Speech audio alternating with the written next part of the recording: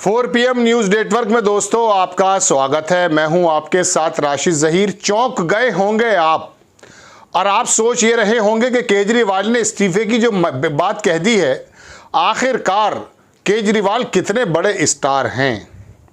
देखिए, राजनीति के पीछे की जो पेचीदगियां हैं वो थोड़ा सा अंदाजे के साथ या एविडेंस के साथ आपके सामने खबर या विश्लेषण के रूप में हमें रखना ही होता है, ताकि आप अपनी रोजमर्रा की परेशानियों से निकलकर ये जान लें कि देश में दरअसल चल क्या रहा है। ममता बनर्जी के इस्तीफे की बात आपने सुनी थी, लेकिन केजरीवाल ने तो इस्तीफे की बात ही कह दी है कि 2 दिन बाद इस्तीफा देने जा रहे हैं और उसके बाद क्या होगा। अब आप सोच रहे होंगे कि साहब केजरीवाल ने बड़ा जबरदस्त मास्टर स्ट्रोक चल दिया है। नहीं, ये बीजेपी ने मास्टर स्ट्रोक चल दिया है। आपको मैं 2 बात की तरफ ध्यान लेकर चलना चाहूँगा।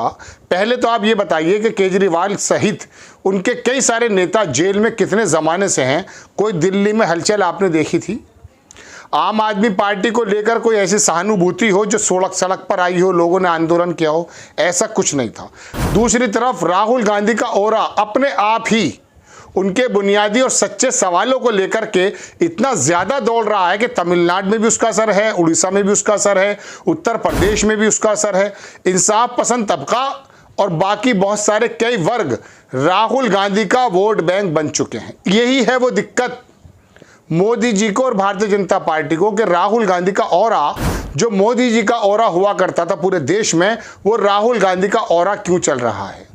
ऐसे समय में हरियाणा चुनाव कोई बड़ा मसला नहीं है मोदी जी के लिए, हारे या जीते, लेकिन जम्मू कश्मीर और हरियाणा के चुनाव को इसलिए इंटरेस्टिंग बना दिया गया है कि अगर इससे अंदर हेर फेर हो जाती है, भारतीय जनता पार्टी यदि जीत जाती है, जैसे हरियाणा में सर्वे आ रहे हैं कि एक तरफा जीत कांग्रेस को है, परसेप्शन जो बनेगा राहुल गांधी का, उसका असर कहीं दिल्ली में ना पड़ जाए।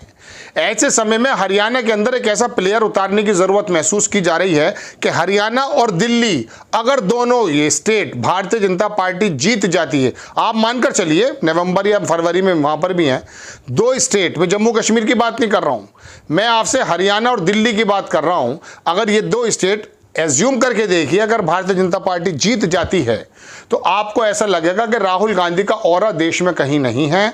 दरअसल मोदी जी ही एक स्टार थे और महामानव वही हैं। इसी के लिए काम करना शुरू कर दिया गया। अचानक राशिद इंजीनियर जम्मू कश्मीर वाला और केजरीवाल को जमानत मिल जाती है। ईडी ने जमानत दे दी थी, फिर भी सीबीआई ने मुकदमा दायर किया। मुकदमा तो था, 4 शीट लगा दी, 5वीं, 4 के बाद 5वीं, और उनको फिर जेल में रखा गया। ठीक उस टाइम निकाला गया है, पहले लोकसभा में निकाला गया था, वो तो चलिए कुछ भी काम कर नहीं पाए, लेकिन अब आकर के हरियाणा चुनाव में जब केजरीवाल ने कह दिया कि साहब मैं इस्तीफा दे रहा हूं, तो अब केजरीवाल के बारे में लोगों की सहानुभूति थोड़ी सी बढ़ेगी, इसमें कोई दो राय नहीं है। दूसरी बात, केजरीवाल एक बहुत समझदार व्यक्ति है। वो जानता है कांग्रेस से ज्यादा प्रहार भारतीय जनता पार्टी पे दरअसल कोई कर सकता है तो वो केजरीवाल है। ऐसे समय में केजरीवाल को मुख्य प्रतिद्वंदी बना करके अपने सामने खड़ा करना और कांग्रेस को दफन कर देना या कांग्रेस को जमींदोज कर देना, यह है रणनीति का हिस्सा। आप समझ लीजिए, राहुल गांधी के ऑरे से घबरा गए हैं मोदी जी और भारतीय जनता पार्टी, और भारतीय जनता पार्टी का थिंक टैंक और आरएसएस। अकेला बंदा वो जो लेकर चला था, मुझे भी उम्मीद नहीं थी कि ये इंसाफ की बात जो कर रहा है, ये बुनियादी सवाल जो कर रहा है, ऐसे सवालों को दरअसल इस माहौल में जब धार्मिक पशु लोगों को बना दिया गया है। आप मोबाइल के अंदर ट्विटर खोलिए, मैं आपसे रिक्वेस्ट कर रहा हूं, उसके अंदर ऊपर से नीचे चले जाइए, जहरीले बातों के अलावा कोई खबर नहीं है। कहीं मंदिर है, कहीं पेशाब पिलाने की झूठी खबर, कहीं कुछ करने की, मतलब एक विशेष समुदाय के खिलाफ एक ज्वार सा आ गया है, एक ज्वार आ गया है, ज्वार भाटा आ गया है। पूरे देश में ऐसा बनाया जा रहा है कि बस हम ही हैं जो राम राज्य को बचा रहे हैं, हमें बचा लो।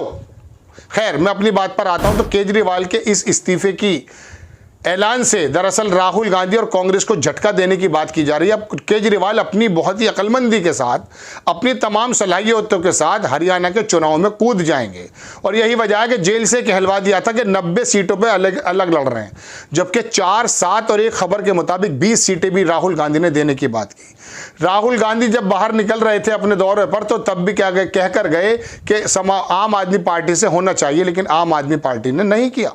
उनकी लोकल हरियाणा की हो, पंजाब की हो, लोकल जो कमेटी कांग्रेस की वो इनकार करती रही, लेकिन राहुल गांधी कहते रहे कि इंडिया गठबंधन को मजबूत करने के लिए कि केजरीवाल का साथ होना जरूरी है। लेकिन केजरीवाल उस बात को नहीं चल रहे, क्योंकि केजरीवाल अब शायद कोई मोहरा बनने जा रहे हैं या मोहरा बन गए। जेल से निकाला गया है, हरियाणा के अंदर परफॉर्मेंस देंगे और जितना वोट है वो वोट कांग्रेस का घटाएंगे, भारतीय जनता पार्टी का नहीं घटाएंगे। 90 सीटें हैं दोस्तों लोकसभा के एतबार से। मैं आपको बता दूं, भले मैं 10 सीटें 5 कांग्रेस की हैं, 5 जो है कांग्रेस भारतीय जनता पार्टी ने जीत ली, लेकिन उन 46 सीटों पे मैं आपको बताऊं, इन 90 सीटों में 5-5 सीटें से अगर आप लगाते हैं तो लगभग कहीं 4 हैं कहीं 6 हैं, इन 90 सीटों में 46 सीटों पर तो विनिंग रेट रहा है भारतीय जनता पार्टी का। यानी कि भारतीय जनता पार्टी ने 5 सीटें लोकसभा में हारी जरूर हैं हरियाणा में, लेकिन उनका बीजेपी का जो वोट है वो इंटैक्ट है। 39 सीटों पर जीती है कांग्रेस और 5 सीटों पर जीती है आम आदमी पार्टी। हालांकि वहां सीट नहीं जीत पाई, एक ही सीट पर लड़े थे जो कांग्रेस ने दी थी। ऐसे समय में जब केजरीवाल वहां पर तन मन धन और डिक्टेट, मैं कह सकता हूं कि जो उनको डिक्टेट किया जा रहा है, उस पूरे परफॉर्मर टूल किट्स के साथ जब हरियाणा उतरेंगे तो हरियाणा में तमाम वोट वो भारतीय जनता पार्टी का नहीं कांग्रेस का काट देंगे।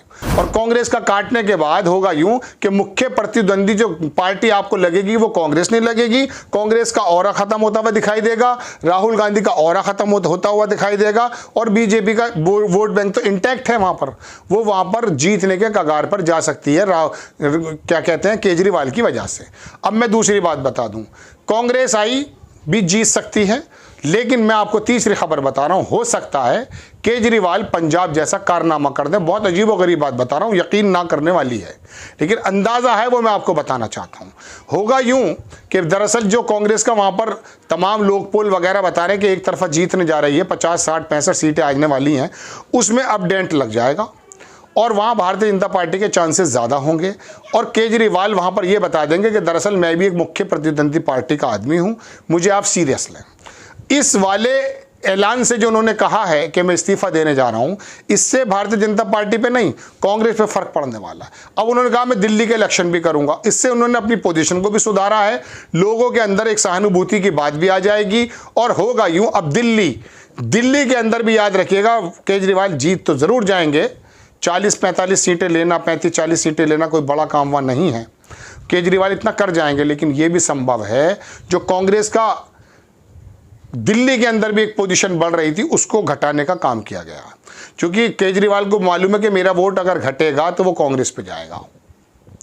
और भारतीय जनता पार्टी को ये पता है कि केजरीवाल जितने मजबूत होंगे उतने ही ज़्यादा कांग्रेस कमज़ोर हो जाएगी। अब पहला मकसद उनका राहुल गांधी का ऑरा और राहुल गांधी की कांग्रेस को कमज़ोर करना है, ये उसके पीछे कड़ी हो सकती है। आप ध्यान रखिएगा, केजरीवाल का ये ऐलान का जो मसला है ना, वो राहुल गांधी और कांग्रेस के बढ़ते हुए ऑरा को ख़त्म करने का तरीका है, जिसके अंदर केजरीवाल पूरा रोल अदा करेंगे, जहाँ तक अंदाज़ा लोग लगा रहे हैं। आपको खबर कैसी लगी अपनी राय कमेंट्स बॉक्स में ज़रूर दीजिए, चैनल को सब्सक्राइब कीजिए, शेयर कीजिए। नेक्स्ट टाइम में किसी खबर के साथ हाजिर होता हूँ। जय हिंद।